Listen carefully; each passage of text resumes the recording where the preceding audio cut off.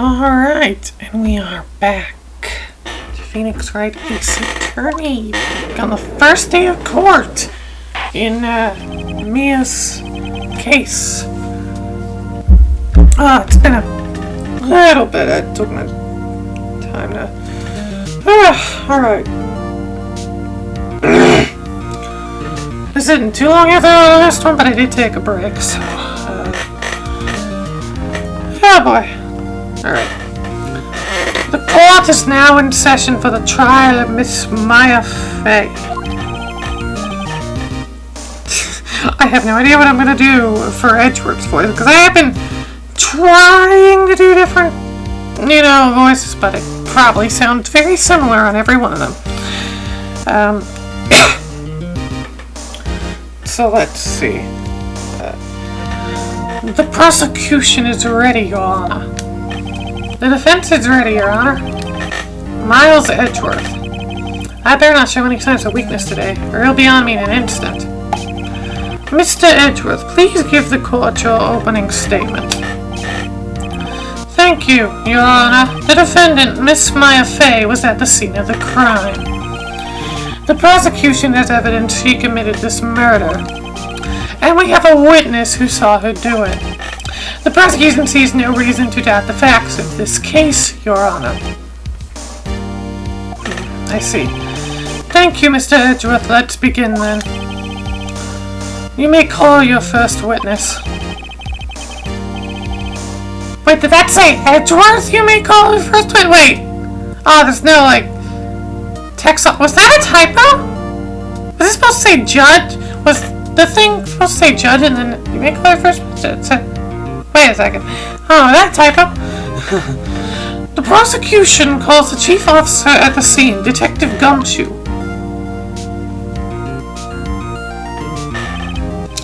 Witness, please state your name and profession to the court. Sir! Oh God. My name's Dick Gumshoe, sir. I'm the detective in charge of homicides down at the precinct, sir. The music is so loud in my ear.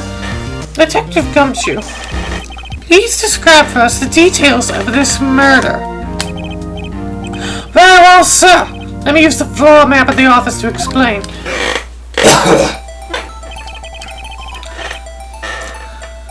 The body was found by this window here. And the cause of death? Loss of blood being struck by a blunt object, sir. God, I've lost all the voices by taking a break. God. The murder weapon's next statue of fingerprint next to mine. It was heavy enough to be a deadly weapon, even in a girl's hand, sir. The court accepts the statue as evidence. They're still calling it a statue. Now, detective. Yes, sir. You immediately arrested Miss Maya Fay, who was found at the scene, correct? Can you tell me why? Yes, sir. I had hard evidence she did it, sir. Detective Gumshoe, please testify to the court about this hard evidence.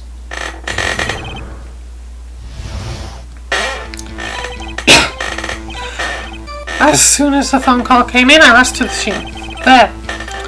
There are already two people there already. The defendant, Miss Maya Fay, and the lawyer, Mr. Phoenix Wright. I immediately arrested Miss Maya Fay. Why? We had a witness account describing her. When I saw Miss Maya Fay at the very moment of the murder. The very moment, you say? Very well, Mr. Wright, you may begin your cross-examination. Yes, Your Honor. Cross-examine what? I couldn't see a single contradiction in that testimony. Whoosh. And I just threw something at me. What's this?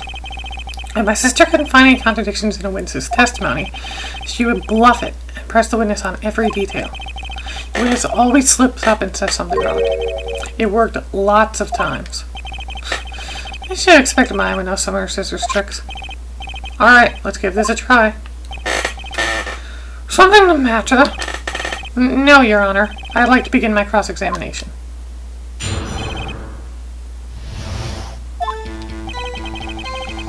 Let's see, which one do I press? Because I'm not going to press everything.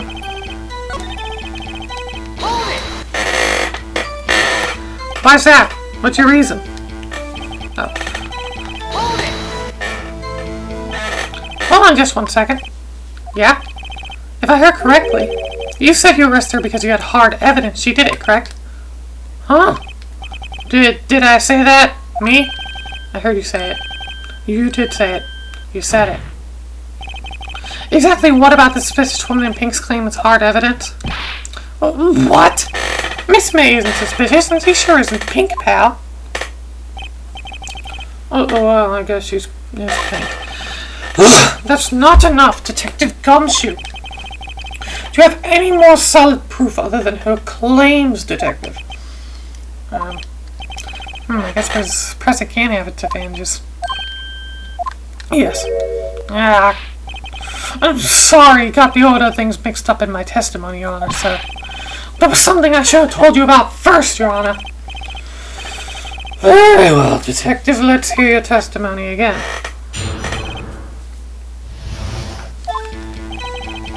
After securing the suspect, I examined the scene of the crime with my own eyes. I found a memo written on a piece of paper next to the victim's body. On it, the word Maya was written clearly in blood. Lab test results showed that the blood was the victim's. Also, there was blood found on the victim's finger. Before she died, the victim wrote the killer's name. I know the other. How do you like that? That's my hard evidence. Before we begin cross-examination, I have a question for you, Detective. Your Honor. Why didn't you testify about this vital piece of evidence the first time? Yeah, I know. I'm really embarrassed I forgot about it, Your Honor, sir. Try to be more careful. Very well, the defense may begin its cross-examination. As I said, I'm not going to be, pressing everything from now on. I'm going to go to the answer if I know it. And, I'm just going to try and figure it out at this point. I do know what I need to do here. So we need to go to... not this one. Before she died, the victim wrote the gun's name. That is wrong, because she died instantly. Objection! Detective Gumshoe, there's one thing I want you to clarify for me here. You said that the victim, Mia Fey, wrote this note. That she was accusing the defendant, Maya Fey? That's really what you're saying? Oh, what? This isn't one of those lawyer tricks now, is it? Of course, Your Honor. Who else could have? You have it backwards, Detective. Backwards? The victim is the only person who absolutely cannot have written it. This is a report from your department, Detective. Immediate death due to a blow from a blunt object. She died immediately. But... nope, butting your way out of this one, Detective. Oh. Order. The defense has a point. Someone who died immediately wouldn't have the time to write anything down. There it is. Mr. Wright, I beg your pardon, but when exactly did you obtain that autopsy report? When? The day after the murder, I believe. It was the day after the murder. Doesn't matter what you say there, but I believe it was the day after. The prosecution's point being... that autopsy report is outdated, Your Honor. What? A second autopsy was performed yesterday at my request. Death was almost immediate due to a blow from a blunt object. But there is a possibility that the victim lived for several minutes after the blow. I received these results this morning. No way! Your Honor, it's quite easy to imagine that the victim did have time to write Maya. That is all. I see. Damn you, Edward. Damn you, Edward! I should have known you had something up your sleeve. Why, Mr. Wright, you look shocked. Something you want to say? The detective's a sham. Sorry, Gumshoe. I think, Gumshoe, you're a sham. How could you give me a faulty report? Yeah, just pass the buck on to him. Oh, I thought... Detective Gumshoe? I'm disappointed in you, handing in the wrong report like that. I'm sorry, sir. You are at fault, Detective. This isn't going to look good on your evaluation next month. Oh, what? But... Your Honor, I submit this report to the court. Understood. The court accepts the evidence. Boom, bada boom, boom, boom. Well, Your Honor, the evidence strongly suggests the victim was identifying the killer. I suppose that's the obvious conclusion, yes. Darn, this isn't good. The prosecution would like to call its next witness. This poor, innocent girl saw the murder with her own eyes. The witness, Miss April, may take a stand. Exactly what part of her is innocent?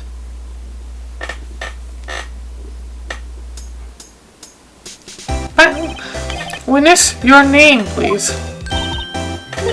April May, at your service! Order! An introduction should not require any reaction from the crowd. The witness will refrain from wanton winking. Aww, yes, Your Honor. This is not good. It's already captured the heart of every man in the court. Except the judge, and that's the one that counts. Right? Because State's Attorney does not have the jury system, so... Tell us, where were you the night of September 5th when the murder occurred? Gee, I was, in my hotel room. I checked in right after lunch. And this hotel is directly across from the Fay & Co. law offices. That's right, big boy. Please testify to the court about what you saw.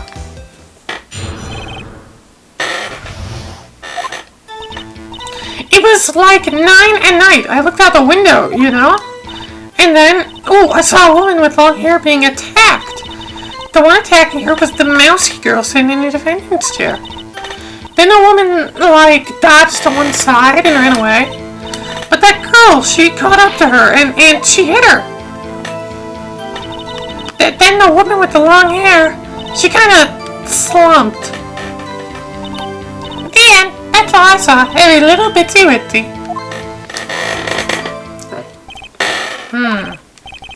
Well, Your Honor, I see. It is a remarkably solid testimony. I don't see any trouble to witness any... Oh, wait, Your Honor. Yes, Mr. Wright? What about my cross-examination? I thought the witness's testimony just now was quite firm. Didn't you? Mr. Wright, I understand you were Miss Mia Fey's understudy, were you not? You must know her techniques well. Her cowardly way of finding tiny faults in perfectly good testimonies. Hey, how dare you? Well, Mr. Wright, will you cross-examine the witness? Yes. I'll gladly pursue the cross-examination. Only because I have a feeling Edgeworth doesn't want me to. She has to have some weakness. Very well, you may begin your cross-examination. Back to pressing. I think I remember what I need to press. I think I need to press this and the next one. The woman with long hair, that was Mia Fey? Slender, sort of, well, some people might say pretty. That's your thing. Your thing.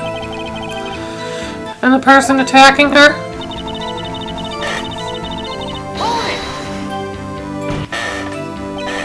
How do you know she was a defendant? Huh? Well, you know, she had a girlish physique. Women know these things. Look, I just know, okay? There was only one person at the scene of the crime with a short, girlish figure. The testimony is bulletproof, Your Honor. He's not right, I question testimony. Hold on a minute, that testimony stinks. What? Miss May, I'm willing to bet that you're lying. Are you telling the truth? Did you really see the defendant?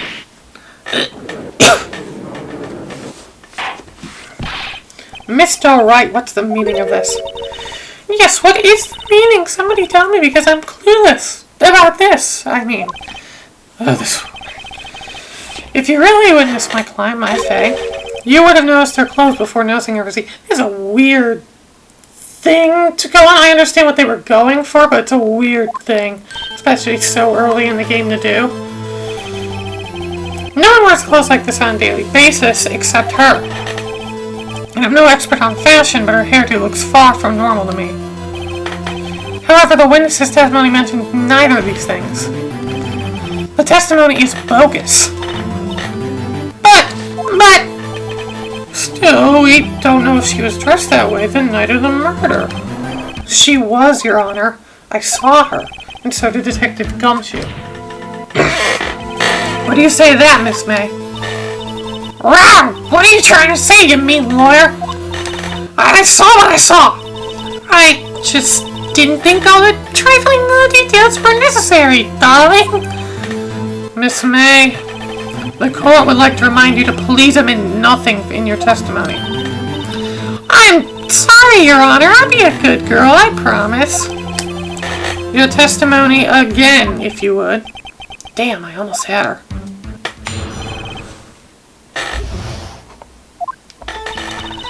I did see everything, I did. The victim, the woman, dodged the first attack and ran off to the right. Then the girl in the hippie clothes ran after her. And she hit her with that weapon. I saw it, I did. That clock, the kind of statue-y clock, the thinker, I think. Well, does the accuracy of my report not startle you? Yeah, you're too accurate for your own good. I see. I only wish you had been so detailed from the beginning. Please begin the cross-examination. Well, it's pretty obvious what we need to do here. No, and she hit her with that weapon. That clock, the kind of statue clock. Yep, this one. Because everyone thinks it's a statue. How do you know it's a clock? Miss May, what you said just now was quite revealing. Revealing? Ooh, you'd like that, wouldn't you, naughty Mr. Lawyer? You just said that the statue of the thinker was a clock, but there's no way of knowing that just by looking at it. Another person in much the same position as you recently claimed this a clock, too, and he was found guilty of murder. Order! Miss May, can you explain how you know this was a clock? Yeah. Damn you, Edra. The witness saw the murder with her own eyes. That is all that's important here. I do not want to pause. The defense is trying to confuse the issue with trivial concerns. Yes, of course. You will draw your question, Mr. Wright. But questions are all I have, Your Honor. And as you may recall, I've caught murderers with these questions before.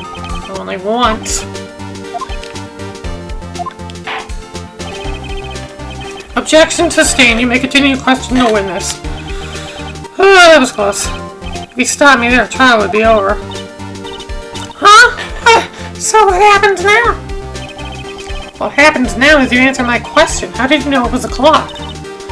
What? That's because I heard it. Yes, I heard it say the time. So you've been to the loft of the fake coat. No, hey, I didn't say that. Why would I go there? I heard from my hotel room.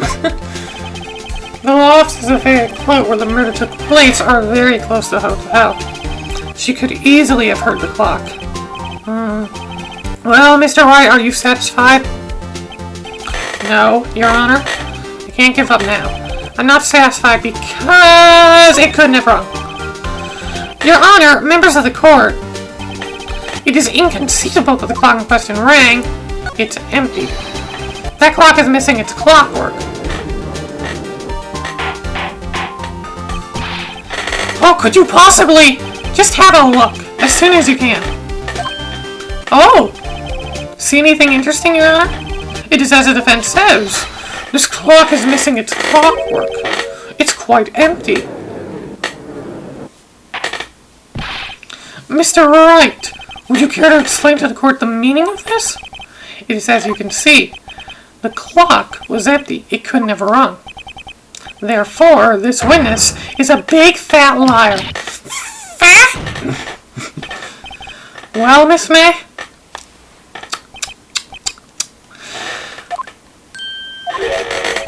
Quite a show you put on for us, Mr. Wright. He knew the clock was empty. Somehow he knew.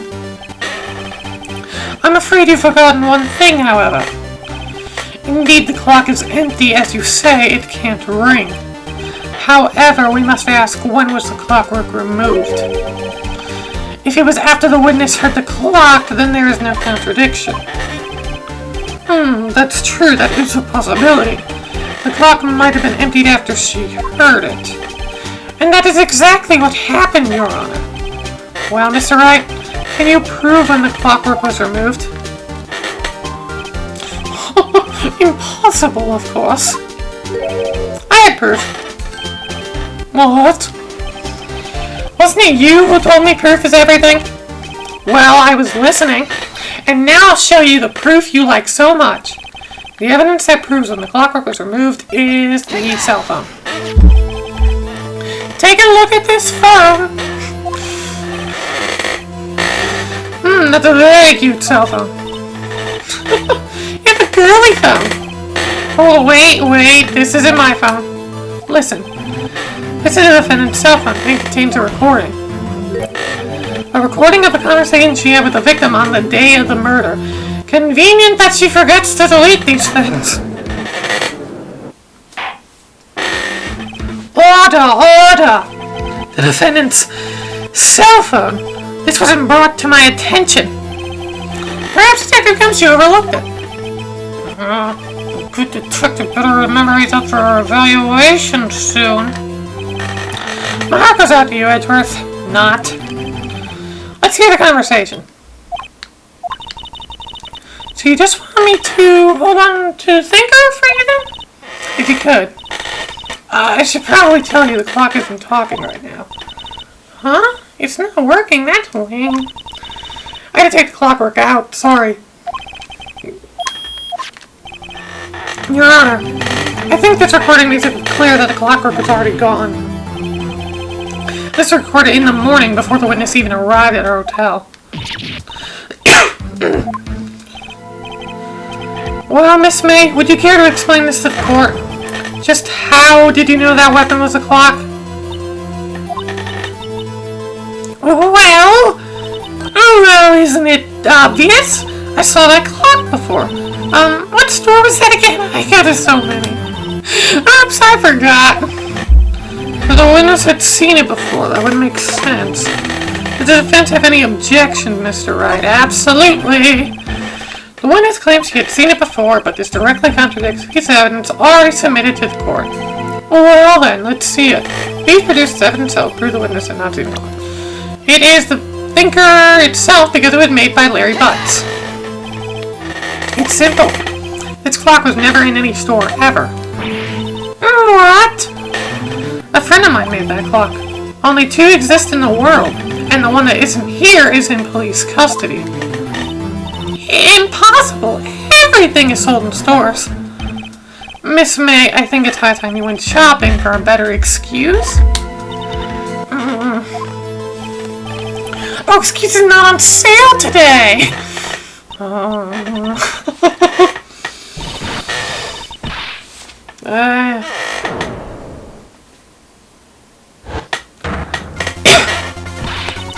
What did you, porcupine head? That stupid clock doesn't matter, okay?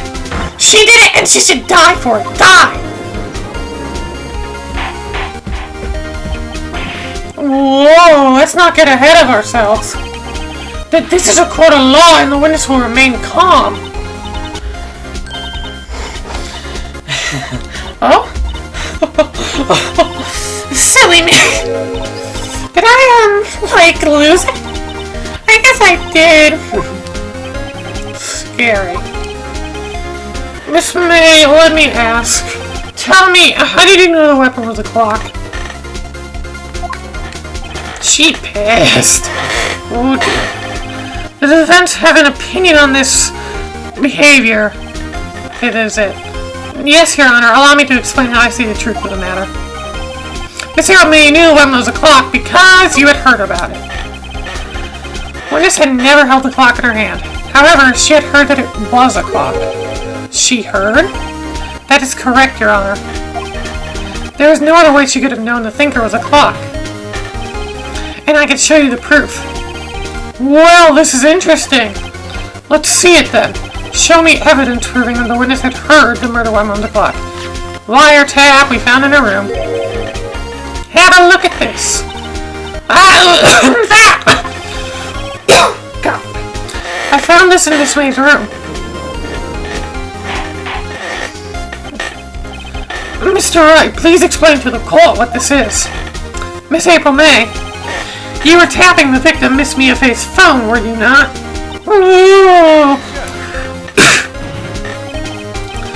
Your Honor, this is irrelevant.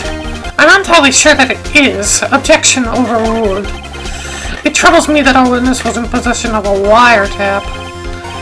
This is outrageous. Does the defense truly claim that the witness was tapping her phone? Absolutely. Even if that was the case, which it's not, you still have to prove one thing. Did the victim ever say that the weapon was a clock on the phone?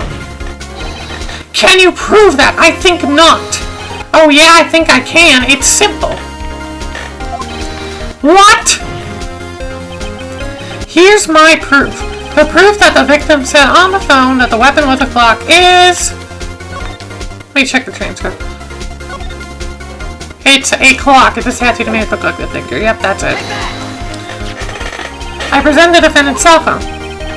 Yes, we've seen that. Listen once more to the conversation between the defendant and the victim. Yeah, hey, what's up? You haven't called in a while. Well, actually, that's something I want you to hold on to for me. Again? What's it this time? It's a clock. Made to look like the statue thinker. Yep. Miss April May used a wiretap to listen to this conversation. That's how you knew the thinker was a clock.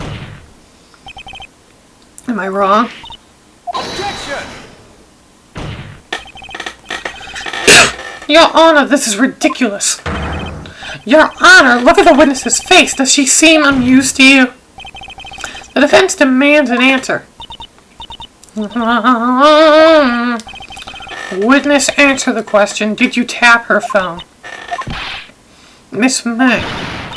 Shut up, all of you! What gives you the right to talk to me like that? You lawyer!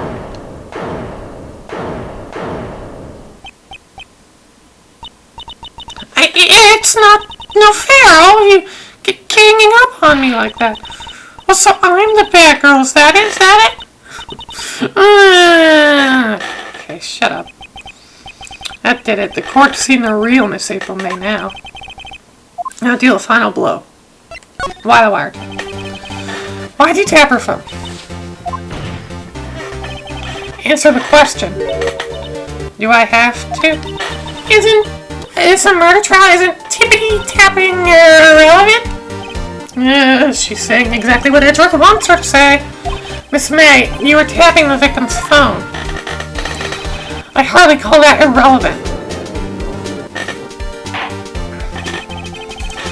While this court does not condone the defense's tone of speech, he has a point. Well, Miss May, do you have an explanation for the court? Can you prove you had nothing to do with this murder, even though you tapped her phone? I'd like to see her pull that off. Mr. Lawyer, I saw that evil grin. You were probably thinking, I'd like to see her pull that off, weren't you? Damn, she's good. Well, you're not the first man who's thought that, and of course, I can and will. You can't be serious. No way. Wait, I say, wait. Oh, and I assure you I'm serious, Mr. Lawyer. Okay, so the killing happened around 9 at night. Why, that's just when I was getting room service from that sweet bellboy. Room service? Iced coffee, I believe it was. Iced coffee, you know, like normal coffee, but cold. If you don't drink it quickly, the ice melts and then you have regular cold coffee. Iced coffee. I think I'm making this up. Ask the bellboy. Ergo, the witness was not on the scene at the time of the murder.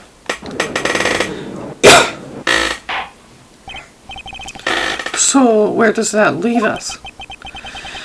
It is my great displeasure to inform you that the witness appears to have been tapping the victim's telephone. However, that is a separate crime with no bearing on the current case whatsoever. Her testimony stands. She saw the defendant, my Faye, commit murder. No, they're gonna let her just walk away? There's no way I can win this unless I tie Miss May to the murder somehow. Well, does the defense have anything to say? Well, come on, think of something. The defense would like to call the hotel bellboy as a witness. There's something suspicious there, and I'm going to get to the bottom of it. I think you've sunken quite low enough already. I object to calling the bellboy. Well, why? What's your reason? Because I hold that the wiretapping had nothing to do with the killing. However, if you agree to one condition, I'll consent to calling this witness. Condition? If Miss April May's alibi is not called into question after you examine the bellboy, then you will recognize that Miss April May was not the killer, thus she is innocent. Therefore, you must accept the verdict of guilty for Miss Maya Fay. That is my condition. What? Oh, I better find something suspicious in that bellboy's testimony. Otherwise, Maya will be declared guilty on the spot. What should I do? Alright, I've got nothing to lose except for, well, everything. Understood, I accept your condition. Fool. You fell right into my trap. I'm waiting. Very well. The court calls the hotel bellboy to the stand. I believe I'm ready for the witness to testify. He certainly does look like a bellboy. Yes, sir. I received your summons in the middle of work, sir. I'm happy to be of service. The tea set looks rather heavy, so without further ado, the witness may begin his testimony. Very good, sir.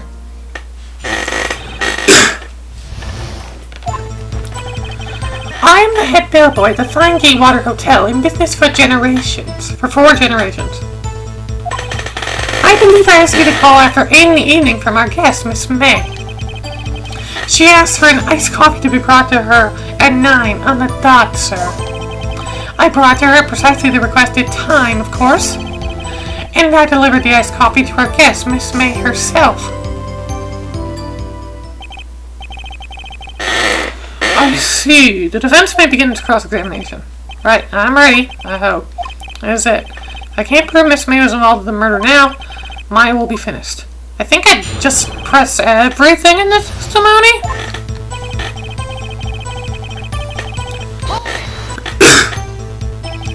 What exactly is it you do at the hotel? Why, anything required of me, sir. I check in guests, I check out guests. I clean rooms, I make beds. I even deliver room service, sir. I check Miss May in personally. Are you always so prim? Mr. Wright, you will refrain from asking frivolous questions.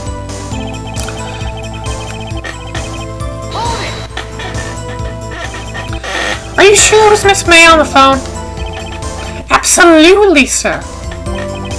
How can you be so certain? I checked Miss May in personally, sir. Not only did I see her in all her stunning radiance, but I also heard her voice. And I saw them, and I... The point being, I remembered her quite well, sir. Yes, what then? She asked for an iced coffee and her 9 on the dot, you say? Yes, I confirmed that detail several times. She was watching a program on the TV and wished to drink after she finished it. 9, the time of the murder. Brought her at precisely the requested time. Precisely 9, then. Precisely, exactly, and most definitely, sir, 9 p.m. How can you be so sure? Miss May was quite insistent that be brought then. Oh, bellboy, I'd like iced coffee at exactly 9. Something like that, sir. Therefore, I knocked on her door at the crack of 9, sir. I don't see be so particular about the time.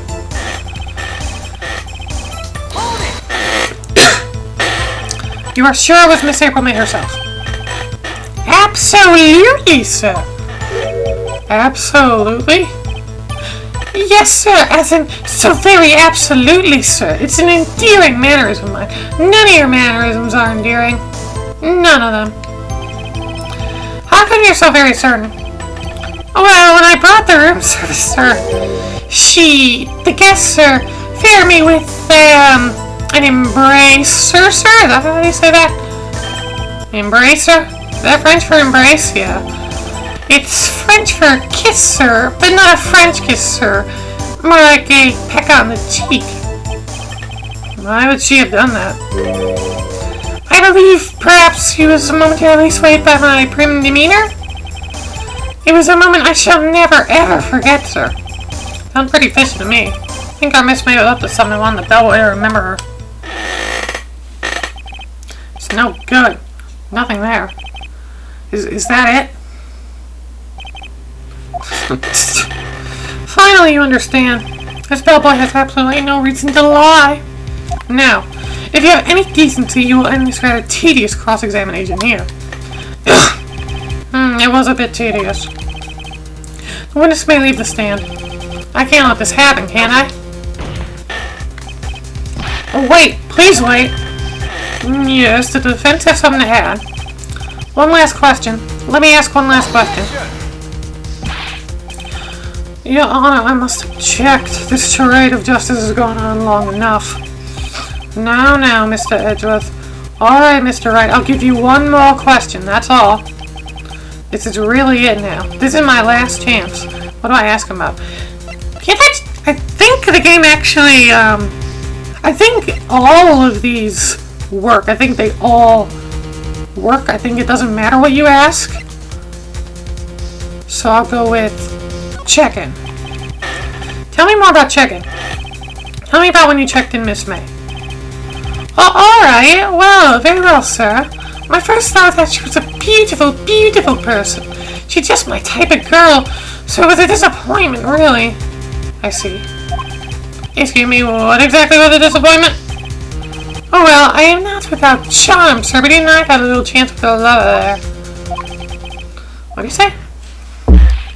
What do you say? Rather, quite. Bellboy, tell us the truth now. Did Miss May check in with another person? I object. That was objectionable. Objection overruled. The witness will answer the question. Yes, I see. Why do you not mention this in your testimony? Well, sir, you didn't ask.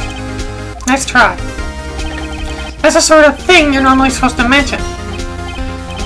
Yes, quite, indeed. It was the, good barrister there, Mr. Edgeworth, who... He asked me to not mention it if I wasn't specifically asked, sir. You fool! I've done it. I've won. Mr. May checked in a twin room with a man, correct? Yes, sir. Then when you brought them room service, you didn't see that man in the room? That's right, sir. Your Honor, we have just learned of another person involved who may have been the murderer. In this new light, I hope that it's impossible to defend it. You agree, Mr. Edgeworth? Who? Who is this other person? Simple. It was. Why did they make me ask this question? It's so obvious. It feels weird to ask. The man who was checking with Miss May. Your Honor, as has been previously revealed, Miss May was tapping the victim's phone. Yet Miss May herself has an alibi at the time of the murder. However, that does not clear the man that was with her. The bellboy saw no one else in the room at the time of the murder. My, what a convenient little setup. But it's too late. Too late. I suppose you'd like it if it was too late, wouldn't you? After all, it was you who had the presence of the other man from this court. Ugh. Upstart amateur. These accusations are ludicrous. Enough! The court acknowledges the defense's argument. I expect the prosecution and defense to look into this matter fully. Am I understood? Yes, Your Honor. And that is all today for the trial of Maya Fey. Court is adjourned.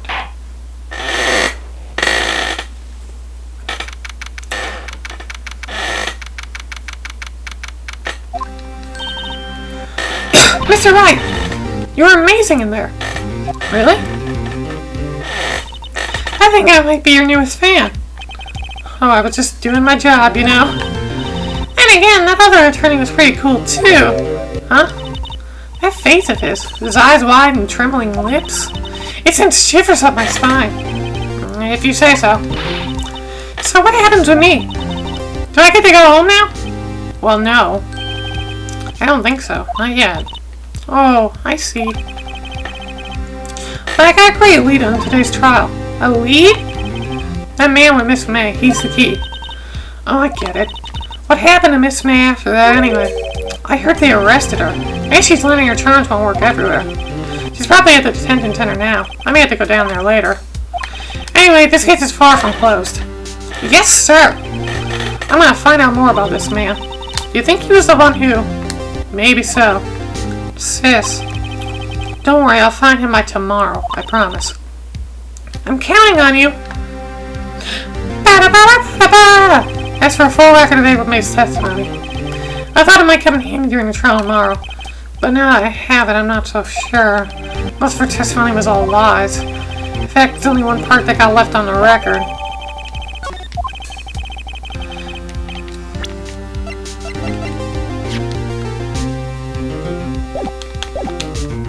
I don't know how much good this will do me at all now. Anyway, time to hit the pavement and do some investigating. Maya doesn't belong to the detention center, and it's up to me to get her free. To be continued in the next episode. No, we don't save it in LP. Alright.